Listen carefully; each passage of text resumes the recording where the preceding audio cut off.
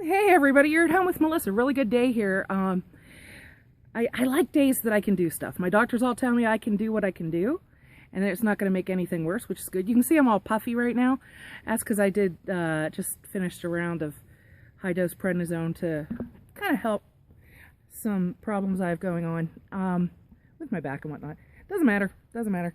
Actually, it does. And I keep saying I'm going to tell you about the medical stuff, and I will eventually. All right, I'll tell you a little bit. I'm an asthmatic, and I was working with a big group of people. What sets off my asthma worse than anything is chemicals in the air. You know, like people's hairsprays and gels and mousses or whatever it is they're using, and deodorants and body sprays and perfumes and the heavy scented detergents, and then, you know, spraying for bugs in the building, and just scented hand lotions and the hand sanitizers and all this stuff, always with the stuff in the air. And it was making me really sick, to the point where I was having to go to the hospital like every couple of weeks and have emergency intervention to get my breathing going right, and to you know, usually my blood oxygen levels were low and things like that. Well, then I took a vacation. I took a week off. It was in the middle of winter, and I was out here in the yard, and there used to be the tree you see behind me, the tall maple tree. There used to be two of those, and it was the dead of winter. It's the dead of winter right now, kind of. We're at the end of February. We're usually up to our buttocks in snow, but it's a really warm winter, and that kind of worries me because just the winters help kill off bugs. And, you know, that's kind of nice. And it's a little disconcerting to not have a winter when you live in an area like we do that usually has a lot of winter weather. But anyway, it was really wintry. I took a week off, and my breathing after a couple days started to do a little bit better. I didn't put two and two together. I mean, I knew that I kept getting sick anytime I was around big groups of people. I'd get sick, but I thought that I was just getting sicker and sicker and sicker, and it was just happening. And that, yeah, I got set off at the workplace, but that it wasn't because of that I was just getting sicker and sicker, and that just because I was already sick and weak set it off. That's what I thought. It turns out that no, that having my asthma triggered all the time by the chemicals was progressing the asthma as a disease. So I can't work around big groups of people because all the chemicals and things make me sick, and next thing you know, I don't have enough oxygen in my bloodstream, and, you know, have to get emergency room personnel to get my lungs opened up again and things like that. So, all right, it is what it is. But the way I found that out was I was out here and I was cutting down what was the second tree back there. I can't see too well. There we go. That tree, the second one, its partner. It had a partner. And I was out here because after a couple of days of not being in the office, I was breathing okay. And I said, well, you know, fairly well, breathing a lot better, a lot of improvement. And I thought, well, I'll cut down the tree. Those trees need to go. They're shading my entire yard, which is my entire garden. And so they have to go, and I'm just going to cut this tree down today. And I did that, and while I was cutting it down, a wood chip worked its way into my pocket and into my asthma inhaler that was in my pocket. I didn't know this, and I had to use my inhaler because even with my breathing having improved, not being at the office, it was still not great. And so I had to use my inhaler. And when I did, I inhaled a wood chip, and it landed into my throat, and I started coughing and gagging and choking, and this went on for quite a while, and it was pretty scary. I was out here, and it was, I think the temperatures were well below zero, so it's not like anybody was out here who could rescue me. I was the only one. And in the end, after I finished coughing, I couldn't tell whether it had gone in or out. And like I told my mother, I said, well, I'm going to know soon enough, because I figured if it went in, I'm going to get pneumonia. And a couple of days later, still on vacation, I started having pneumonia symptoms. And I said, I bet you I inhaled that wood chip. Well, what followed was, I think it was like 4 months, maybe a little bit more, of having pneumonia that nothing cured, getting sicker and sicker. And right as soon as it happened, I mentioned to my primary care physician that I thought I might have inhaled a wood chip. Well, I was always getting pneumonia and things, being at the office and being always sick. I was forever getting pneumonia, so, you know, as a doctor, I mean, I don't blame her at all, because as a doctor, here's this person who's always getting pneumonia, coming into you with pneumonia and saying that this time I think I might have inhaled a wood chip. Well, that doesn't happen. People don't inhale wood chips, so of course you're not going to think much of it. And it just seemed like it was just, another round of pneumonia. And so we treated it, but I didn't mention it again to her about the wood chip, and I probably should have, but I didn't.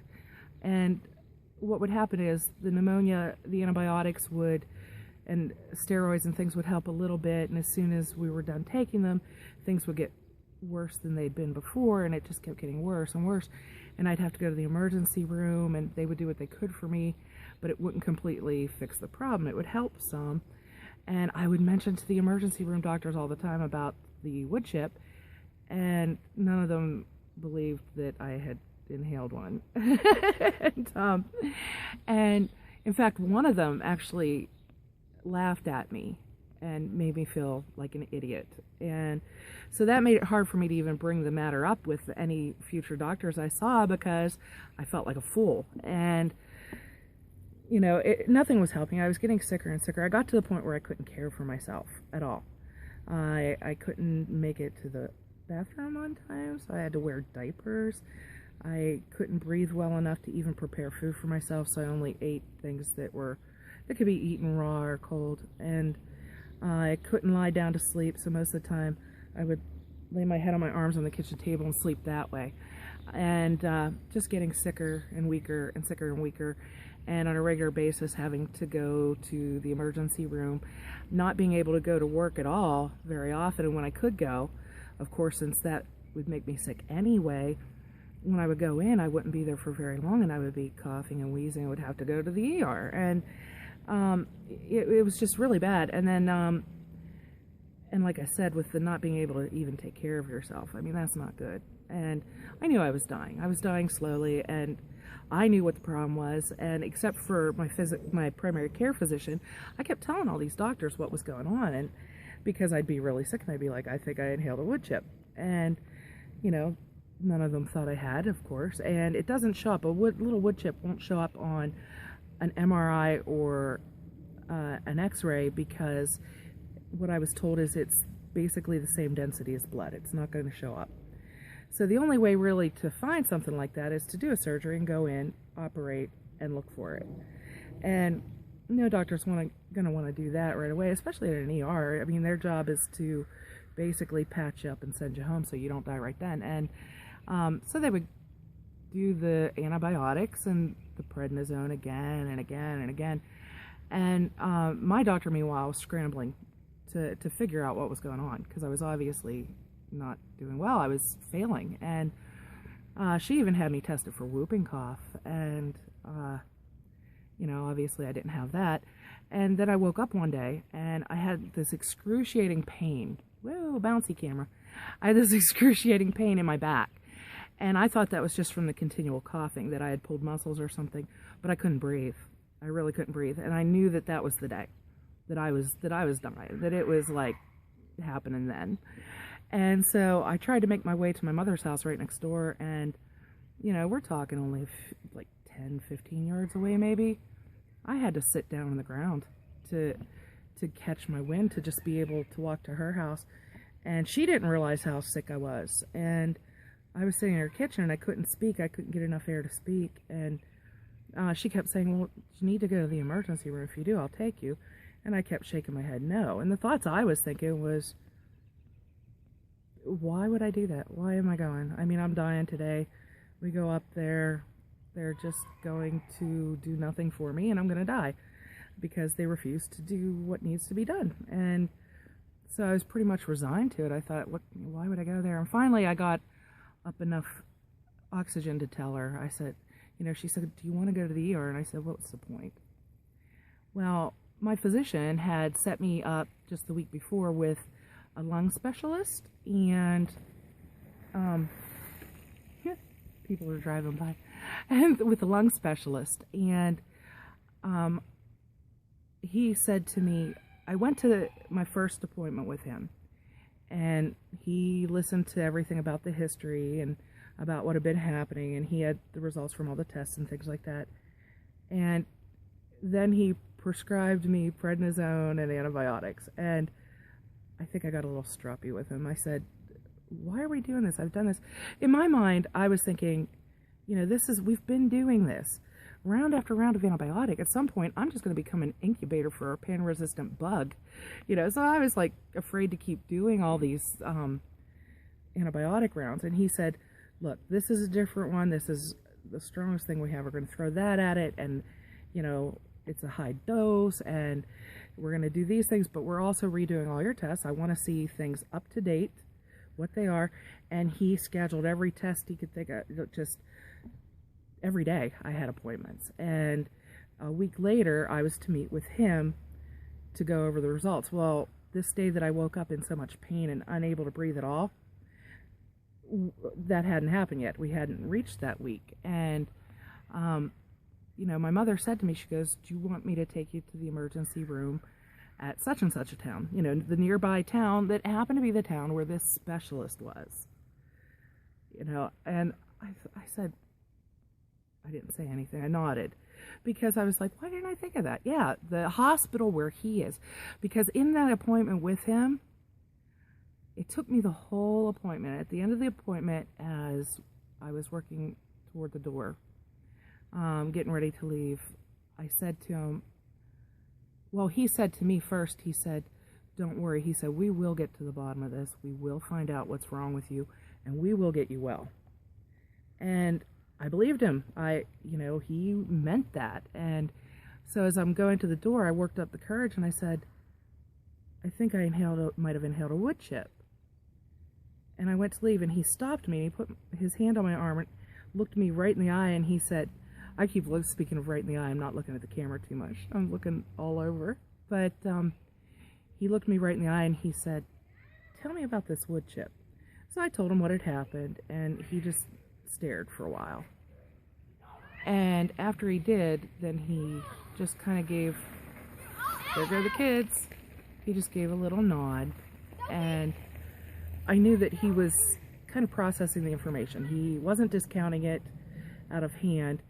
He was, you know, he was making sure to take it into account. My battery is low. Hopefully it doesn't die on us. But so he was taking that into account. And so anyway, that day I woke up in so much pain and my mother suggested we go to the hospital. I thought, okay, this is the hospital he works at. And if he hears that I'm there, maybe he'll hear that I'm there. And she tried to help me out to the car, and I just made it to the bottom of her porch steps and had to sit, and I couldn't get back up. And then the sound started coming out of me, and I, like this howl. It was almost like I didn't make the howling noise. It was almost like it just came from me. Anyway, I couldn't stop it, and a neighbor heard and came up to help me. And they each put one of my arms over their shoulders, and they helped me to the car. And that's the last thing I remember for a while. Next thing I remember is that I'm at the hospital in that other town, and I'm talking to a doctor. I'm in a room talking to a doctor, and he's saying about calling the on-call doctor. Turns out the on-call doctor, woohoo, good luck there, was the specialist. So he came in, and he checked me out, and, you know, it was bad. They showed us the MRI of my lung that they had just taken, and you couldn't see a lung. It should be black because of all the air. It was white. The whole thing was white. You couldn't see anything. It was nothing but infection. And so he said that they were admitting me, checked me out, and he said, okay, we're going to do a bronchoscopy first thing in the morning. He went to leave and he looked at me again and he said, no, we're doing it now. Get it set up, he said to the nurse and things. And so they got it set up, and as they were wheeling me in to do the bronchoscopy, I said, okay, if you find the wood chip, will you save it for me? And he said, yeah, if we find a wood chip, we'll save it for you. So he went in and did the surgery, and sure enough, there was the wood chip, and he saved it for me. And then they had to, in order to do the surgery, they had to give me tons and tons of medicine to suppress coughing. Otherwise, they couldn't complete the surgery. So the nurse who was administering the cough medicine told me afterwards, you know, it was the day after, and she came to see me, and she said, you just wouldn't wake up. She said, it was so much medicine. And I couldn't wake you up. You just wouldn't wake up, you know, and it was so much. She said, I kept saying, please, Melissa, please wake up, just look at me, please. And she said that finally, she said, Melissa, please open your eyes, please open your eyes. And she had the wood chip in a specimen jar behind her back, and she said, please open your eyes, just wake up for me, please just wake up. And she said, I told you, wake up, Melissa, please wake up, I have something to show you. And she said, and you opened your little eyes. And she said, you were fighting so hard to keep them open. And you looked. And I held it out and I said, do you see it? Do you see it? And you said, I see 50. So she had saved it for me. And the specialist, the surgeon, first of two that, they all saved my life, all these people. And they were great people. I mean, great people, not just good doctors. Obviously, they knew their stuff, the doctors and nurses and things. But they were also really good people, really caring and patient and wonderful and sweet and kind and concerned. And every single one of them, every single person at every level that I dealt with while I was there was just so incredible. And, you know, I owe them my life. But there are two that I really, if you want to look for the individual to say, that's who saved my life. There are two of them. And the first was the specialist who set the team together and who went in and took out the wood chip. And the second one was the doctor who went in, a surgeon, very nice guy, and he went in and ended up having to scrape out all the infection by hand. And what they tried first, this was several surgeries, what they tried first was to put in a small drainage tube, hoping that would drain it. And I was told at that time, because it started to drain when they first put it in, and I was told at that time, oh good, it's a good thing that this is draining. And I said, well, what would happen if it didn't? Well, then they would try to put in a larger drainage tube, hoping that would work. And if it didn't, then they'd have to go in and remove the infection by hand. And there are two different ways they can do this. They can make a small incision and go in that way, or they can make a big incision the whole way across your back and go in that way. And she said, with each step up, your chances of a successful outcome, doctors speak for it, your chances of surviving become less. And they're pretty slim if you have to have this big surgery. And I'm like, oh, good, it's draining. Well, you know, it only drained for a little bit and then stopped. Turns out there must have been some loose fluid there, and then the rest was just really embedded. And we ended up having to go through all of them, and then it was the big one. I have a gash the whole way across the right side of my back. A scar, and it doesn't bother me at all, not at all, because I look at that scar and I think, you know, whoa, here we go again with the camera. I look at the scar, and we're losing sunlight too. I look at the scar, there we go, and I think, oh, that scar represents the saving of my life. And all the mess you see behind me, by the way, we're working on cleaning that up, but you know, that all represents saving my life. And the people were great, and they were really, really sweet. And I became friends with the surgeon who took the infection out, bless his heart, and thank God for him, you know. Thank God for all of them, really. So that got me through that. And then the specialists told me that the working around lots of people was advancing my asthma as a disease, that I can't work around big groups of people like that because I can't deal with the all the chemicals and things. That's why I had been progressively getting sicker and sicker and sicker before the wood chip thing happened.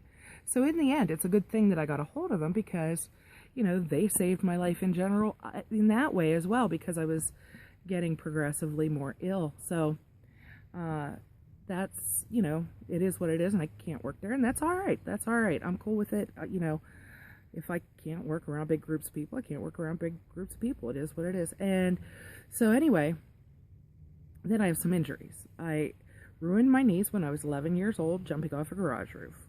I crippled my foot falling down a flight of stairs, and I tore the tendon that goes from your knee to your ankle. I broke 4 ligaments. It didn't heal right. Then I broke a bone in it, and that didn't heal right.